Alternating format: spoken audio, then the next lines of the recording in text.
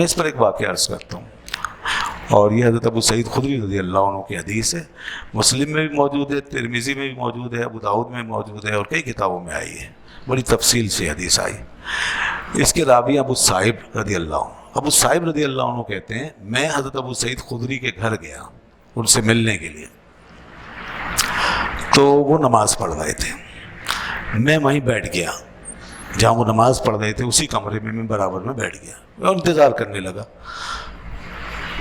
نماز کے دوران ہی مجھے ان کے قریب ہی پڑی ہوئی لکڑیوں میں کچھ آواز محسوس ہوئی، کوئی چیز کھڑکھڑا رہی ہے، کوئی آواز محسوس ہو رہی تھی۔ تو میں نے جب غور کیا تو ایک زبردست قسم کا اژدہا، سانپ بہت بڑا ان لکڑیوں کے اندر گھوم رہا ہے، تو اس کی وجہ سے لکڑیاں ہل رہی، تو میں نے چاہا کہ میں اب اسے ماروں، یہ تو بہت خطرناک چیز ہے۔ میں اٹھا اور اٹھ کے اس کو مارنے کے لیے آگے بڑھا، تو انہوں نے اسی وقت اشارہ کیا، نماز میں ہی مجھے اشارے سے روک دیا، تو میں رک گیا، میں بیٹھ گیا۔ جب وہ نماز سے فارغ ہوئے تو میں نے کہا یا حضرت یہ سانپ اتنا بڑا آپ نے مجھے کیوں روک دیا؟ کہا رکو، میں پہلے تمہیں ایک بات بتاتا ہوں۔ کہا وہ یہ کہ سامنے جو گھر تم دیکھ رہے ہو نا، انہوں نے گھر کی طرف اشارہ کیا، کہا یہ گھر ایک نوجوان کا گھر تھا، اور یہ اس زمانے کی بات ہے جب غزوہ خندق پیش آیا تھا۔ یہاں ایک نوجوان رہتا تھا اور اس نوجوان کی نئی نئی شادی ہوئی تھی، تو اسی اصل میں غزوہ خندق پیش آیا، تو ہم خندق کی جگہ پر وہاں چلے گئے، سب لوگ وہاں رہتے تھے، کئی دنوں کا مارکا تھا، تو اللہ کے رسول صلی اللہ علیہ وسلم بھی وہیں تشریف فرما تھے، یہ نوجوان بھی وہاں آتے وہاں رہتے۔ تو ان کا مگر ایک معمول تھا، یہ صاحب روزانہ حضور سے اجازت لیتے دوپہر کو اور گھر آتے تھے، حضور انہیں اجازت دے دیا کرتے تھے۔ ایک دفعہ ایسا ہوا کہ انہوں نے اجازت لی تو حضور نے فرمایا اپنا اسلحہ اپنے ساتھ رکھو، مجھے تم پر بنو قریظہ کا خوف ہے، اسلحہ ساتھ لے جاؤ۔ تو انہوں نے وہ نیزہ اپنا ساتھ لے لیا اور واپس آئے۔ جب وہ واپس آئے اپنے گھر پہ پہنچے تو ان کے گھر پہ ایک عجیب واقعہ ہو گیا، وہ یہ کہ جیسے گھر کے سامنے آئے تو دیکھا کہ ان کی بیوی دروازے کے اوپر باہر کھڑی ہوئی ہے۔ یہ چیز دیکھ کر ان سے نہیں رہا گیا، ان کو بڑی غیرت آئی، غصہ آیا، تو نیزہ اٹھا کے انہوں نے ایسے تانا کہ اس عورت کو یہی مار دوں، یہ باہر کیسے کھڑی۔ تو اس نے کہا رکو، پہلے میری بات سنو، میری مجبوری جانو کہ میں کیوں باہر کھڑی ہوں۔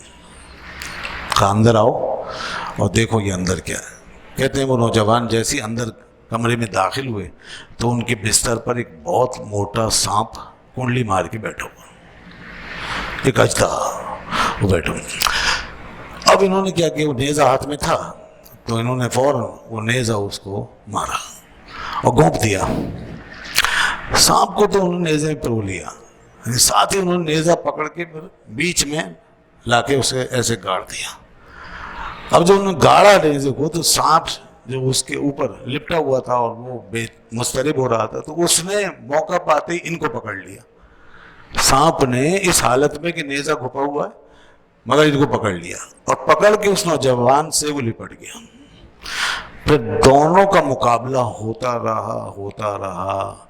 حضرت ابو سعید خدری فرماتے ہیں ہمیں نہیں پتا چلا کہ پہلے کون مرا، سانپ پہلے مرا یا وہ نوجوان پہلے شہید ہوئے، پر ان کا انتقال ہو گیا۔ ہمیں بڑا دکھ ہوا اس بات کا، ہم نے عرض کی یا رسول اللہ صلی اللہ علیہ وسلم آپ دعا کر دیں اللہ ان کو زندہ کر دیں، اس نوجوان کو اللہ تعالیٰ زندہ فرما دے، آپ دعا کر دیں، آپ کی دعا قبول ہے، آپ دعا کریں گے وہ زندہ ہو جائے گا۔ حضور نے فرمایا اس کے لیے استغفار کرو، ان کے لیے استغفار کرو، تو استغفار کا حکم دیا، لوگوں نے اس کے لیے استغفار کی۔ اس کے بعد اللہ کے رسول صلی اللہ علیہ وسلم فرمایا دیکھو سنو، یہاں مدینے میں جتنے بھی جنات ہیں وہ سب مسلمان ہو چکے ہیں، مدینے کے جن سب مسلمان ہو چکے ہیں اور وہ ایمان لا چکے ہیں، لہذا جب تم کسی سانپ کو دیکھو تو 3 دن تک اس کو خبردار کرو، 3 دن تک اسے خبردار کرو کہ وہ وہاں سے چلا جائے۔ اگر وہ مسلمان جن ہے تو چلا جائے گا، اور 3 دن کے بعد اگر وہ تمہیں نظر آئے تو پھر تم اسے قتل کر دو، پھر وہ شیطان ہے۔ تو یہ واقعہ ہوا، تو یہ جن تھا اصل میں۔ اچھا، اب اسی لیے استغفار کا حکم دیا ان کے لیے، کیونکہ ان سے غلطی ہو گئی، ان صحابی سے یہ غلطی ہو گئی، اور یہ مکروہ فعل گویا ان سے سرزد ہو گیا کہ انہوں نے اس کو بغیر تحقیق کے مار دیا، جلد بازی سے کام لیا، اسے مار دیا۔ خیر وہ گناہ تو نہیں کہیں گے اس کو، گناہ ظاہر ہے، وہ تو ممانعت تو ایسی نہیں ہے اس سلسلے میں، لیکن چونکہ بہرحال ایک ایسا فعل ہے کہ جو ناپسندیدہ تھا وہ ان سے ہو گیا، تو اللہ کے رسول نے اسی لیے فرمایا کہ ان کے لیے استغفار کرو، یہ علماء نے لکھا ہے۔ تو اس سے پتہ چلا کہ جن اس طرح ہوتے ہیں، کسی شکل میں ہوتے ہیں، سانپوں کی شکل، تو اور یہ بھی بتا دیا کہ مدینے کے جو جنات ہیں ان کے بارے میں یہ کہ وہ مسلمان ہو چکے ہیں۔